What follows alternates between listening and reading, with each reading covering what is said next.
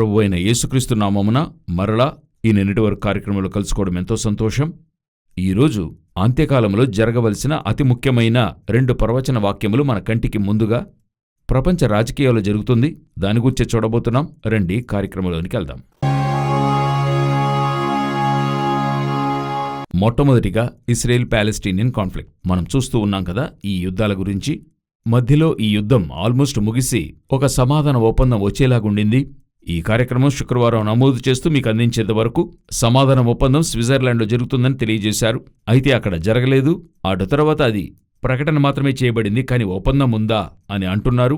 America అధ్యక్షుడు Trump కూడా ఆ ఒప్పందము ఆల్మోస్ట్ ఆరంభమైంది, ఆ స్ట్రెయిట్ ఆఫ్ హార్మస్ తెరవబడింది అని చెప్పిన్నాడు.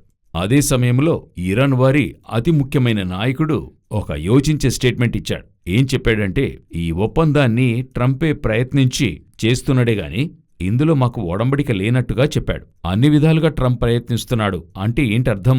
ఈ ఒప్పందానికి మూల కారణంగా నేనున్నానని ట్రంప్ వ్యక్తపరుస్తున్నాడు అనే విషయాన్ని చెప్తున్నాడు. అయితే అప్పుడే అతడు చెప్పిన మరొక మాట, నా దగ్గర వేరొక ప్లాన్ ఉంది, ఈ ఒప్పందంలో ఏదైనా మీరితే నేను మరొక కార్యాన్ని చేస్తానని చెప్తున్నాడు. అందును బట్టి ఈ ఒప్పందం ఏమీ కాకుండా పోతుందని అప్పుడే చెప్తూ, మరి శుక్రవారం ఒప్పందం అవుతుందన్నారు, కాని కాలేదు. ఇప్పుడు మరలా స్ట్రెయిట్ ఆఫ్ హార్మస్ మూసేశారు. ఇప్పుడు మరలా ఆ యుద్ధము యొక్క మరొక ఘట్టం. దీనికి మెయిన్ రీజన్గా వారు చెప్పిన విషయం ఏంటంటే, లెబనాన్ని ఇస్రాయేల్ తాకిందే కారణం అని చెప్తున్నారు. అయితే అది మాత్రమే కాదు, దానితో మరెన్నో కారణాలు కూడా ఉన్నాయని చెప్తున్నారు. మొత్తానికి ఈ యుద్ధము ఇంకా ముగింపుకు రాలేదు. ఇదే మేము నిన్నటి వరకులో చెప్పుకుంటూ వస్తున్నాం. ఇది ఆరంభమైంది 2023 అక్టోబర్ 7 అల్ అక్సా సైట్ కోసం ఆరంభించారు. ఆ ప్రాంతం కావాలని అడిగారు. ఆ కొండకు ఒక తీర్మానం లేకుండా యుద్ధము ముగింపుకు రాదు. సో ఈ యుద్ధము అలా కొనసాగుతూ ఉన్నప్పుడు ఇందులో అతి ముఖ్యమైన మరొక సంభవం, ఇది మనం వేరుగా ఒక పాయింట్గా మనం చూడాలి. ట్రంప్ అతి ఘోరమైన ఒక కార్యాన్ని ఒక స్టేట్మెంట్ చెప్పున్నాడు. అదే తర్వాత మనం చూడబోయే అతి ముఖ్యమైన స్టేట్మెంట్. ట్రంప్ ఏం చెప్పాడని చూసినట్లయితే, ఇది నేను ముందుగానే ట్రంప్ గురించి అనేకసార్లు చెప్పడమైంది. అంటే ఈ సెకండ్ ఫేజ్ ఉంది గదా, మొదటి ఫేజ్లో చూసినట్టయితే అతడు అట్లే ఒక ఇస్రాయేలుకి మద్దతుగా ఉండి అన్ని కార్యాలు చేసినట్టు చూశాం. అంటే రాజధానిగా మార్చడం వరకు. సెకండ్ ఫేజ్లో చూశామంటే కొంచెం కొంచెంగా ఆయనలో నుండి యాంటీక్రైస్ట్కైన ఆ స్వభావాలు తనలో వెల్లడి అయ్యాయి. ప్రతిసారి ఇది చెప్పేప్పుడు అతడు యాంటీక్రైస్ట్ కాదని చెప్తున్నాం. ఆ స్వభావం వెల్లడి అవుతుంది అనేక విషయాల్లో, బంగారు ప్రతిమ నుండి అనేక విషయాల్లో. ఇప్పుడు అతడు ఒక అతి ముఖ్యమైన విషయాన్ని చెప్పాడు.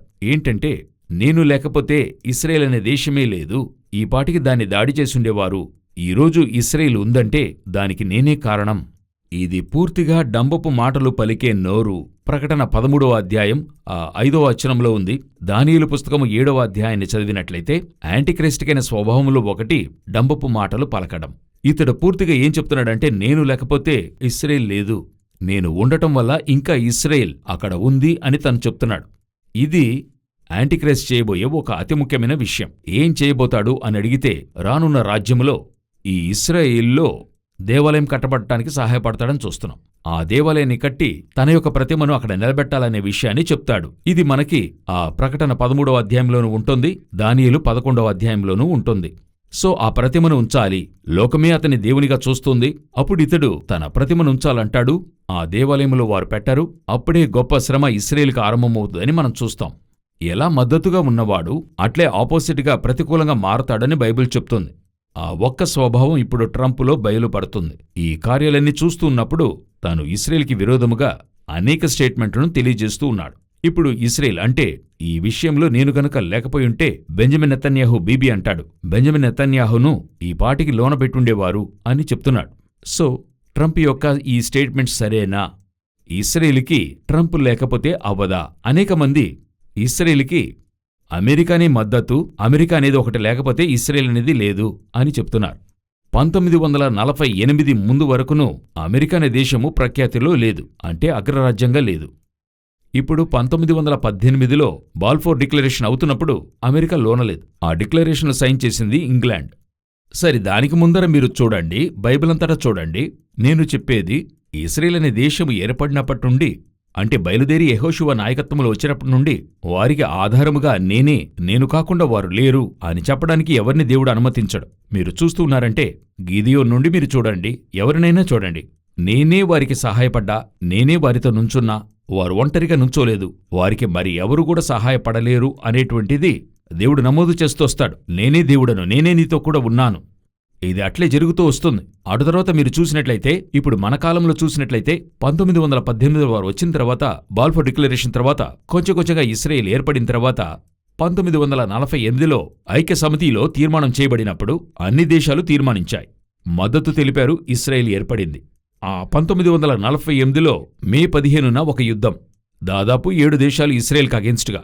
ఆనాడు ఒక గొప్ప అగ్రరాజ్యంగా ఉండింది ఇంగ్లాండ్. ఇంగ్లాండ్ తన యొక్క ట్యాంక్స్ 700 ట్యాంక్స్ను జోర్డాన్కిచ్చి వెళ్ళింది. కారణం, వారు అక్కడి నుండి ఇంగ్లాండ్కి తీసుకెళ్లలేరని చెప్పి. ఒక ప్రత్యేక దేశంగా ఇస్రాయేల్ ఉండింది. ఆ రోజు ఏర్పడి ఒకరోజే అయ్యింది. అప్పుడు ఆ రోజు ఇస్రాయేల్కి ఆధారంగా ఉన్నది ఎవరు? బాగా గమనించారంటే వారి దేవుడైన యెహోవా. అద్భుత సూచక క్రియలు. అది మాత్రమే కాదు, ఆ తర్వాత ఈనాటి వరకు అన్ని యుద్ధాలలోనూ ఇస్రాయేల్ విజయం పొందింది. ఒక్క యుద్ధంలో కూడా ఇస్రాయేల్ ఓడిపోలేదు. దీనికి కారణం అమెరికా కాదు, అమెరికా అధ్యక్షులు కారు, ఇశ్రాయేలీయుల దేవుడైన యెహోవా. ఇది ఇశ్రాయేలీయులకు తెలియాలి. ఇశ్రాయేలీయులు ఇప్పుడు ఈ చివరి కాలంలో వారు ట్రంప్ను అధికంగా నమ్ముతున్నారు, అమెరికా అధ్యక్షుణ్ణి. దీనికి ముందున్న బైడెన్ కానివ్వండి, దానికి ముందున్న ఒబామా కానివ్వండి, వీరందరూ ఒక లిమిటెడ్గానే వారి వంతు ఉండారు. అది మంచిది. ఎందుకంటే ఇశ్రాయేలు పూర్తిగా దేవుని నమ్మిన కాలం అది. ఒక పీరియడ్లో ఇస్రాయేల్ ఒక బోర్డు పెట్టుకుని ఉండేది, బెన్ కురియన్ ఎయిర్పోర్ట్ వెలుపట. ఇది నేను చెప్పేది ఒక 30 సంవత్సరాలకు ముందు ఒక బోర్డు పెట్టారు. ఆ బోర్డు ఏంటి తెలుసా? Don't worry America, we are with you అని చెప్పి. అమెరికా భయపడద్దు, నేను నీతో ఉన్నాను అనే స్థాయికి ఇస్రాయేల్ ప్రత్యేకించుకున్న ఒక దేశం. ఈరోజు ఇస్రాయేల్కి నేను లేకపోతే లేరు అని చెప్పే ట్రంప్ స్టేట్మెంటు ట్రంప్ యొక్క పతనానికి ముఖ్యమైన కారణంగా ఉండబోతుంది.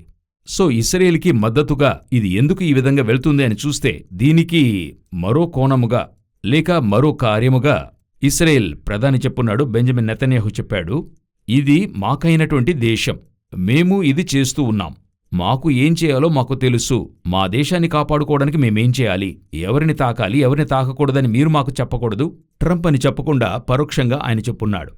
దీనికి ఇస్రాయేల్ పార్లమెంట్లో మద్దతు ఉంది. ఇస్రాయేల్ ప్రతిపక్ష నాయకుడు చెప్తున్నాడు, చూడండి, ఈరోజు ట్రంప్ ఈ విధంగా మాట్లాడుతున్నాడు, ఈ విధంగా మాట్లాడటానికి బెంజమిన్ నెతన్యాహువే కారణం, మనల్ని చూసి వారు మాట్లాడుతున్నారు అంటే వారెవరునూ మీరు అమెరికాతో పగ పెంచుకున్నారని కాదు, అమెరికా ఈ విధంగా మాట్లాడటానికి మీరు దారిచ్చారే అనే విధంగా చెప్తూ ఉన్నారు. వాక్యం చెప్తుంది, ఇశ్రాయేలీ వినుము, మన దేవుడైన యెహోవా అద్వితీయుడగు యెహోవా. ఆ యొక్క వాక్యం ఈనాటి వరకు ఇశ్రాయేలుకి అది తగినది. ఇప్పుడు ఇందులో ఇశ్రాయేల్ వేరుగా నుంచుంటుంది. ఇప్పుడు లెబనోను తాకడం ఆపలేదు. ఇప్పుడేమవుతుంది? ఈ ఒప్పందము సైన్ చేయబడలేదు. ఇరాన్, ఇస్రాయేల్ లెబనోను తాకితే మేము లోనికొస్తామంటున్నారు. టర్కీ అధ్యక్షుడు చెప్తున్నాడు, ఇస్రాయేల్ లెబనోను తాకితే మేము లోనికొస్తాం. తనంటున్నాడు, ఇస్రాయేల్ని ఆపి నిలబెట్టండి, ఏం చేయకుండా ఆపండి అని చెప్పి ఇస్రాయేల్కి అగెయిన్స్టుగా ఇవన్నీ కూడా జరుగుతున్నాయి. వీటన్నిటికంటే కూడా టాప్గా చైనా వారు తెలియజేసిన ఒక ముఖ్యమైన స్టేట్మెంట్. చైనా దేశపు మంత్రి చెప్తున్నాడు, ఇస్రాయేల్ దగ్గర న్యూక్లియర్ వెపన్ ఉంది. ఈ న్యూక్లియర్ వెపన్ ఇరాన్కి వ్యతిరేకంగా మాత్రమే కాదు, ప్రపంచంలో ఉన్న ఏ దేశానికి అగెయిన్స్టుగా ఇస్రాయేల్ ఉపయోగించినా ఇస్రాయేల్ అనే దేశం ఇక ఉండదు. చైనా వారి హెచ్చరిక అని డైరెక్ట్గా హెచ్చరిస్తూ ఉన్నాడు. అప్పుడు వారు ఏం చెప్పదలుస్తున్నారు? ఇస్రాయేల్ న్యూక్లియర్ వెపన్ని యూజ్ చేస్తే ఇస్రాయేల్ దేశాన్ని క్లోజ్ చేసి ముగిస్తాం. సో ఇప్పుడు బాగా తేటగా తెలుస్తుంది, ముందుగానే రష్యా వ్యతిరేకమైంది, ఇప్పుడు చైనా వ్యతిరేకమైంది, ఇప్పుడు అమెరికా అధ్యక్షుడు ప్రత్యేక రీతిలో వ్యతిరేకంగా ఉన్నాడు. ఇది కాకుండా ఇరాన్, ఈ దేశాలన్నీ కూడా వ్యతిరేకిస్తున్నాయి. ఇవన్నీ చేరి ఏం జరుగుతుందని అడిగితే ఇస్రాయేల్కి అగెయిన్స్టుగా ఒక గొప్ప కూటమి తయారవుతుంది. ఇది మాత్రం కాదు, యూరోపియన్ యూనియన్లో కూడా ఇస్రాయేల్కే అగెయిన్స్ట్ అయిన వాతావరణం ఏర్పడుతుంది.